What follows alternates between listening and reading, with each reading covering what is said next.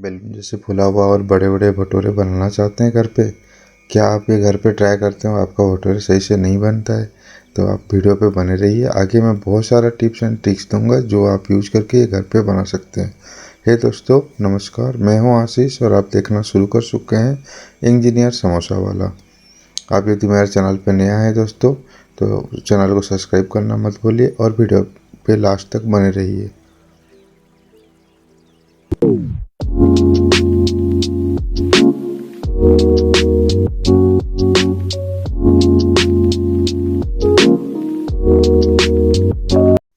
Friends welcome again.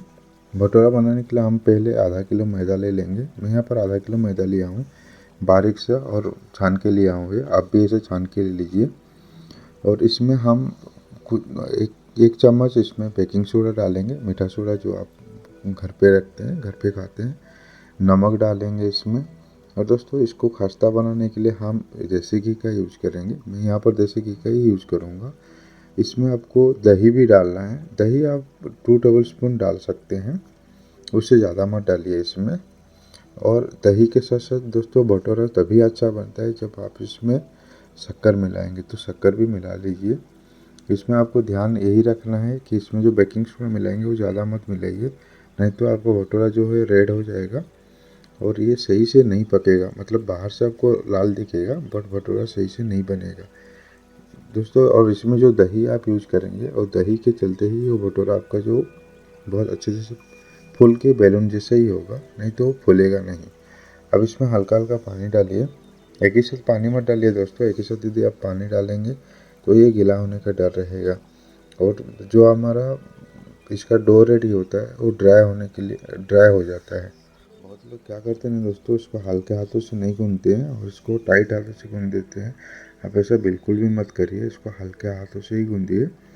जब हल्के हाथों से इसको डो को रेडी करेंगे तभी जाकर आपका जो भटूरा है वो सही से बनेगा। तो ये ध्यान पे रखिए, अब जब भी डो लगाते हैं हल्के हाथों से ही बनाइए ताकि आपका जो भटूरा है वो बहुत अच्छी तरह से और बैलून जैसे फुल के ही बनेगा, जिस तरह मैं बना के आपको दिखाऊंगा। चलिए हमारा डो को रेडी कर लेते हैं।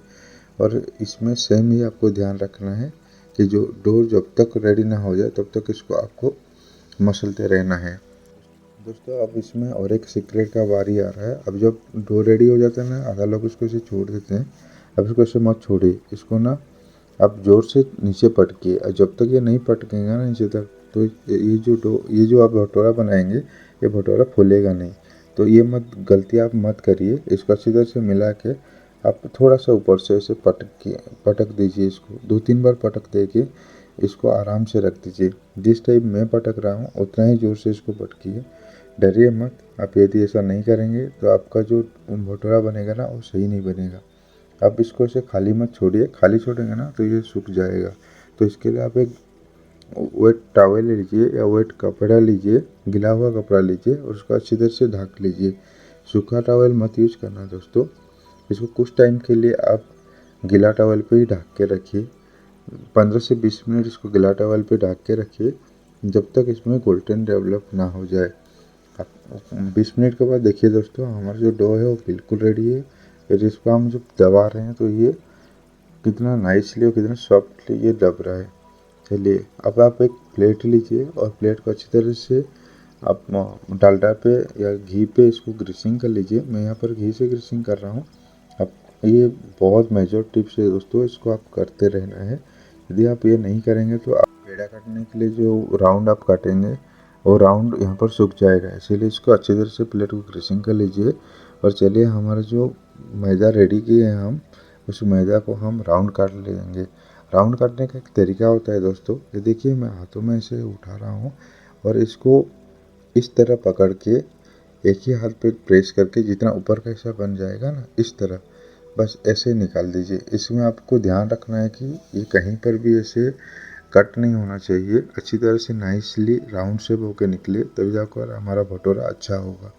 ज़्यादातर लोग क्या करते हैं, ये ऐसे ही आटे के जैसे ही काट लेते हैं, जिसमें चारों तरफ से जो कट रहेगा या कहीं पर भी कट रहेगा तो आपका भटूरा सही से नहीं बनेगा। और ये ध्यान पे रखना है दोस्तों, जब आप ये राउंड काटेंगे तब आपका हाथ सही से ऑयल या घी पे ग्रीस होना चाहिए, इसमें आप जितना ऑयल या घी यूज़ करेंगे उतना अच्छी तरह से ये आपके भटूरे बन के रेडी हो जाएंगे। तो ये छोटी छोटी चीज़ें हैं दोस्तों जिसको आप ध्यान रखिए, आपका भटूरा को बहुत अच्छी तरह से बना सकते हैं। चलिए मैं इतने सारे लोई काट दिया हूँ अभी। अब इसको हम लोग पेड़ा बनाएंगे। पेड़ा बनाने से दोस्तों यहाँ पर और एक बात आपको शेयर करना चाहता हूँ। आप इसको ये राउंड को ऐसे मत छोड़िए अकेला, इसके ऊपर आप थोड़ा सा ऑयल का ग्रीसिंग या घी का ग्रीसिंग कर दीजिए, जिसके चलते ये सूखेगा नहीं। यहीं पर हम लोग गलती कर देते हैं दोस्तों, इसको ऐसे ही खाली छोड़ देते हैं जिसके चलते ऊपर का हिस्सा सूख जाता है और हम जब भटूरा बनाते हैं तो वो ड्राई और पापड़ जैसे बन जाता है। अब इसको एक गीला टॉवल लेते हैं और इसको कुछ 15 मिनट के लिए फिर ढक के रख देते हैं। आफ्टर 15 मिनट दोस्तों इसको हम भटूरा बनाएंगे। तब तक हमारा कढ़ाई बैठा देते हैं और इसमें ऑयल थोड़ा सा लीजिए। आपको ये ध्यान रखना है कि इसमें ये ऑयल ना पूरा स्मोक आना चाहिए। इसमें स्मोक आने तक इसको गर्म करिए। अभी अच्छी तरह से ग्रीसिंग कर लेते हैं जहाँ पर भी हमारा भटूरा रेडी करेंगे। ये देखिए मैं अच्छी तरह से एक ले लिया हूँ पेड़ा। आप इसको राउंड शेप पे इसको बेल लीजिए दोस्तों। यहाँ पर ध्यान रखने वाला यही बात है कि आप इसको ओवल शेप में मत बेलिए, इसको राउंड शेप पे ही बेलिए और ज़्यादा मोटा या ज़्यादा पतला मत करिए। ये देखिए ये बिल्कुल रेडी है हमारा अभी जाने के लिए और कढ़ाई पे हमारा ऑयल भी धुआं देने लगा है।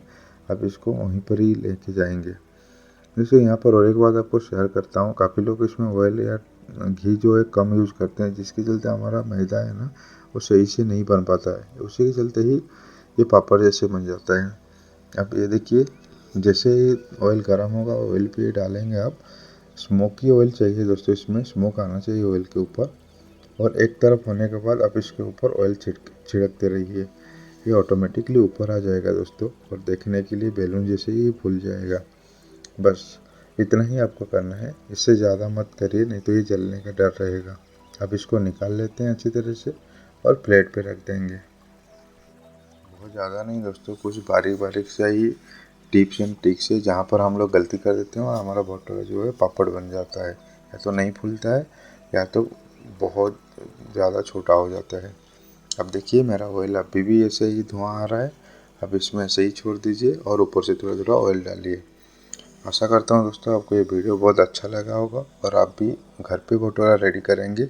मैं आगे आपको छोले का भी रेसिपी शेयर करूँगा, जिसके चलते आप छोले भटूरे घर पे खा सकते हैं।